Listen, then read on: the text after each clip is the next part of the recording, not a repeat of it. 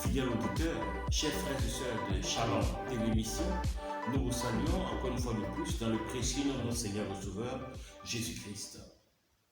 Le message que nous voudrions partager en ce jour avec vous est intitulé « Avez-vous reçu le Saint-Esprit » Avez-vous reçu le Saint-Esprit? Et notre texte de base, nous l'avons dans le livre des Actes des Apôtres.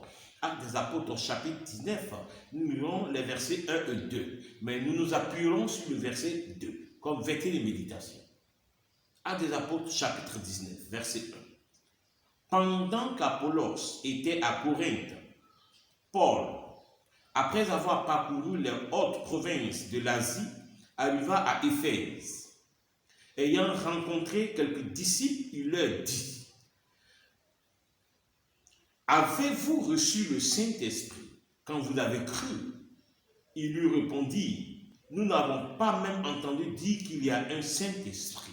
Actes des Apôtres, chapitre 19, verset 2. Nous n'avons même pas entendu dire qu'il y a un Saint-Esprit. D'où le thème: avez-vous reçu le Saint-Esprit? Si nous avons reçu le Seigneur Jésus-Christ et que nous marchons avec lui, si nous avons reçu Christ comme notre Seigneur et Sauveur personnel, que nous marchons avec lui, il va sans dire que nous devons savoir que nous avons tous un ennemi commun déclaré, c'est le diable et ses œuvres. Alors, Christ, à la fin de son ministère, dira à ses disciples: il est bienséant pour vous que je parte. Quand je serai parti, le Saint-Esprit viendra. Je vous l'enverrai, le Saint-Esprit, le Consolateur, et il précise: il sera avec vous dans toutes vos œuvres. Il sera avec vous partout. Il vous accompagnera partout. C'est pour ça que Christ dit à ses disciples: il est bien pour vous que je m'en aille. Il dit à Matthieu, à Jean, à Barthélemy, à André, à tous ses disciples: il est bien pour vous que je m'en aille. Parce que tant que je suis avec vous, je suis limité à un lieu seulement avec vous. Mais quand je serai parti, le Saint-Esprit viendra habiter avec vous. Il sera avec vous en tout temps et en tout lieu. Lorsque vous serez dans les champs, il sera avec vous. Dans votre demeure, il sera avec vous. Partout où vous seriez, le Saint-Esprit sera avec vous. Il est bien sûr que nous puissions encore préciser qu'il s'agit du Saint-Esprit et pas d'un être humain, pas d'un prophète, mais d'un esprit. Bien sûr, pas d'un prophète, mais d'un esprit. Actes des Apôtres, chapitre 19, verset 2. C'est important donc que nous lisons la Bible afin de ne point nous laisser tromper. Lorsque le Consolateur sera venu, il sera avec vous en tout temps et en tout lieu. Et Paul demande aux disciples: est-ce que vous avez reçu le Saint-Esprit? Et à sa grande surprise, Paul entend ses disciples dire dans le verset 2: nous n'avons même pas entendu dire qu'il y a un Saint-Esprit. Lorsqu'on nous a présenté Christ, ils nous ont demandé simplement de l'accepter. Personne n'a évoqué le cas du Saint-Esprit. Personne ne nous a dit qu'il y avait un Saint-Esprit. Très souvent, nous commettons ces mêmes actes encore de nos jours. Nous prêchons le Seigneur Jésus-Christ et nous refusons de révéler à ceux qui l'acceptent en leur disant que Christ n'est pas physiquement avec nous, mais ce qui pourra te conduire ici-bas jusqu'à ce que tu atteignes la vie éternelle, c'est le Saint-Esprit. Et lorsque le Saint-Esprit donc viendra habiter la vie de ces personnes, c'est le Saint-Esprit qui les conduira dans la vérité.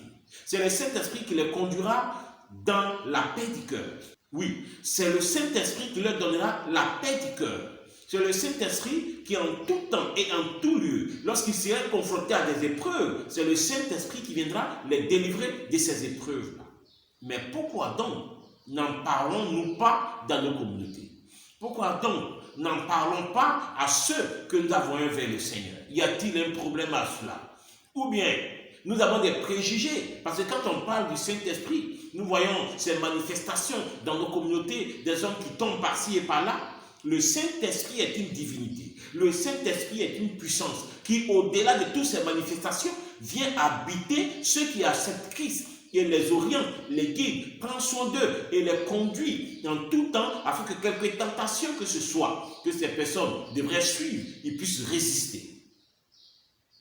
Avez-vous reçu le Saint-Esprit?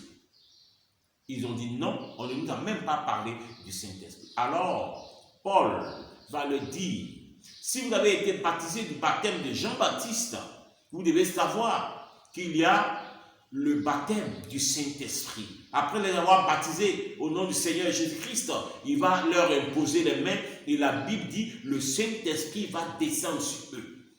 Donc, tant qu'ils n'auraient pas su que l'Esprit de Dieu devrait être l'élément qui devrait invoquer pour avoir cette assurance de demeurer avec Christ, tant qu'ils n'avaient pas su, ils seraient restés dans leur ignorance. Ils seraient restés en dehors de la puissance du Saint-Esprit. Mais l'ayant entendu, l'ayant su, l'ayant invoqué, le Saint-Esprit est descendu dans leur vie. Frères et sœurs, ne nous blaguons pas. Il ne faut pas nous leurrer. À ce temps où nous sommes actuellement, nous avons besoin d'avoir le Saint-Esprit en force et en puissance. Nous vivons dans un monde méchant. La Bible dit, dans les derniers temps, les hommes seront égoïstes, ils seront fanfarons, ils seront blasphémateurs, ils seront amis de l'argent, aimant le plaisir plus que Dieu. Dans les derniers temps, et c'est tant que nous sommes en train de vivre, les événements que nous voyons nous prouvent comment est-ce qu'un homme peut aimer tellement l'argent qu'il donne un parent en sacrifice. Comme un homme peut aimer tellement l'argent qu'il prend enfant de quelqu'un, pas son propre enfant, qu'il sacrifie, il prend son sang pour pouvoir faire des fétiches, pour pouvoir avoir de l'autorité, pour pouvoir avoir des moyens financiers. C'est dans ce monde méchant que nous sommes. Donc, si nous vivons seulement dans la chair, non seulement nous ne pourrons pas résister, mais encore notre vie spirituelle ne sera pas une vie spirituelle qui puisse plaire au Seigneur. Oui, si tu as accepté Christ, tu as besoin de prier donc que le Saint-Esprit vienne t'habiter. C'est le Saint-Esprit qui est cette personne qui, ayant la possibilité de t'habiter, te donnera la force pour que tu sois un homme de prière, pour que tu sois une femme de prière, pour que quelles que soient les épreuves et les tentations qui viendront, tu puisses dire non, car j'ai donné ma vie au Seigneur et au Sauveur Jésus-Christ. Leader de nos communautés, pasteur, apôtre, évangéliste, nous avons la possibilité de ne pas tourner dos au Saint-Esprit. Nous n'avons pas la possibilité de considérer que c'est automatique. Oui, ces disciples qui l'ont reçu dans le Actes des Apôtres chapitre 19 verset 2, pour eux, ce n'était pas automatique. Donc même à notre temps, ce n'est pas automatique. Mais Paul leur a imposé les mains. Ça peut ne pas être forcément l'imposition des mains, mais par l'invocation. L'invoquer, demander qu'il vienne nous habiter, demander qu'il vienne habiter notre assemblée, demander qu'il vienne habiter des fidèles, demander qu'il vienne habiter l'œuvre que nous faisons et nous verrons le Saint-Esprit s'accomplir dans notre vie de tous les jours. Frères et sœurs, les jours sont mauvais, rachetons le temps perdu. Évitons d'être dans les polémiques, évitons de pencher à gauche, je suis pour l'esprit, évitons d'aller à droite. Le Saint-Esprit ne fait pas sur la Bible dit que Christ a dit, quand je m'en irai, je vous enverrai le Saint-Esprit. C'est une vérité biblique. Quand je m'en irai, je vous enverrai le Saint-Esprit. Il sera avec vous jusqu'à la fin des temps. Si ce n'était pas important, Christ n'aura pas fait cette précision d'envoyer le Saint-Esprit. C'est parce que c'est important. Alors, nous voudrions que vous puissiez réfléchir et voir, dans la mesure du possible, comment vous invoquerez l'Esprit de Dieu. Là où vous êtes actuellement, là où vous écoutez ce message, là où vous le rencontrez, vous avez la possibilité de prier afin que l'Esprit de Dieu descende dans votre vie. Si vous êtes sincère, si vous avez tourné le dos au péché, si vous avez Jésus-Christ comme votre Seigneur et Sauveur personnel, le Saint-Esprit viendra vous habiter. Alors, quelles que soient les épreuves, quelles que soient les difficultés, quelles que soient les tentations, le Saint-Esprit fera en sorte que tu sortes vainqueur. Le Saint-Esprit fera en sorte que tu sois conduit dans toute la vérité. Alléluia. Le Saint-Esprit te conduira dans toute la vérité. Lorsque tu seras seul à prendre certaines décisions, où il sera difficile de savoir quelle décision faut-il prendre par rapport à cette situation, le Saint-Esprit est le conseiller auprès de toi qui pourra te dire, voilà la décision à prendre pour être dans la vérité. Ne négligeons pas la présence de l'Esprit de Dieu, car l'ennemi se couche à notre porte. Le diable ouvre sa gueule, cherchant qui est-ce qu'il va dévorer. Les tentations qui arrivent, comment feras-tu pour pouvoir dire non? Les épreuves qui arrivent, comment feras-tu pour traverser ces épreuves dans le désert? Comment feras-tu? C'est le Saint-Esprit qui t'aide et qui t'aidera. C'est le Saint-Esprit qui te conduira, qui te prendra par la main et te conduira afin que tu aies des victoires en victoire, ma soeur. Les situations qui arrivent dans ton foyer, fléchis les genoux, invoque le Saint-Esprit, prie l'Esprit de Dieu et tu seras victorieuse. Les situations qui arrivent dans ton ministère, invoque le Seigneur, prie-le. Il a la possibilité d'être ici, d'être à la fois de l'autre côté. Il a la possibilité d'être partout. Et le Saint-Esprit s'en chargera et tu sortiras victorieux, victorieuse. Que Dieu te bénisse. Que Dieu nous bénisse. Ne rejetons pas l'Esprit de Dieu.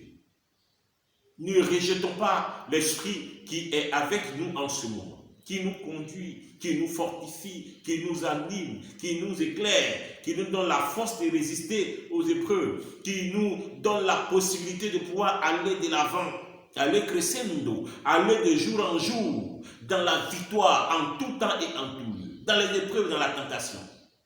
Lorsque le Saint-Esprit viendra, il nous conduira dans toute la vérité. Sinon, comment est-ce que tu pourras résister aux épreuves, aux difficultés et aux attaques qui arrivent dans ta vie? Mais une chose, donc il faut faire attention. Si l'Esprit de Dieu vient nous habiter, de par notre comportement, nous pouvons le chasser. De par notre comportement, nous pouvons l'attrister. Si notre caractère est le fait que nous vivions dans le péché, nous nous entêtons à demeurer dans les choses que Dieu a interdites à ses enfants, alors l'Esprit de Dieu sera attristé. Il n'acceptera pas d'habiter une vie qui ne n'a pas Dieu. Il n'acceptera pas d'habiter dans un lieu où nous faisons obstacle à la présence de l'Esprit de Dieu. Que Dieu vous bénisse, chers frères et sœurs. Avez-vous reçu le Saint-Esprit? Demandait l'apôtre Paul. Actes, chapitre 19, verset 2. Et aux disciples de répondre, nous n'avons même pas entendu parler. Toi qui m'écoutes aujourd'hui, tu en as entendu parler. Prie que le Saint-Esprit descende dans ta vie. Prie qu'il vienne habiter ton être afin de te conduire en tout temps et en tout lieu. Il peut être partout avec toi, chez toi à la maison, dans ton véhicule, dans ton lieu de travail, au champ, dans tes voyages. Partout, le Saint-Esprit est avec nous quand nous l'invoquons. Il nous habite, il vient habiter à nous et il est partout avec nous. Que Dieu te bénisse. Recherche l'Esprit de Dieu. Prions ensemble le Seigneur. Éternel, nous avons besoin que l'Esprit de Dieu vienne nous habiter et nous guide, nous oriente. Bon, mon frère qui m'écoute, ma soeur qui m'écoute, Seigneur, cette personne a la possibilité, Jésus-Christ, ô Dieu, de t'appeler afin que tu viennes l'habiter. Le Saint-Esprit s'approche de tous ceux qui le réclament maintenant. Et que le Saint-Esprit vienne habiter leur vie. Et que le Saint-Esprit touche leur vie. Et que le Saint-Esprit les conduise. Pour que les épreuves et les situations qui viendront avec l'objectif de les briser, l'Esprit de Dieu les aide à traverser ces situations-là au nom puissant de Jésus. Merci Christ encore pour cette parole. En ton nom nous avons prié. Amen. Que Dieu vous bénisse. Nous avons été heureux de partager encore avec vous sur Shalom TV Mission cette exhortation. Je suis votre serviteur, le missionnaire Kassi. Vous pouvez nous contacter avec ces adresses qui s'affichent au bas de votre écran et ensemble, nous pourrons faire quelque chose pour la mission. D'ici là, que Dieu vous bénisse. Nous nous reverrons très bientôt pour un autre numéro. Merci.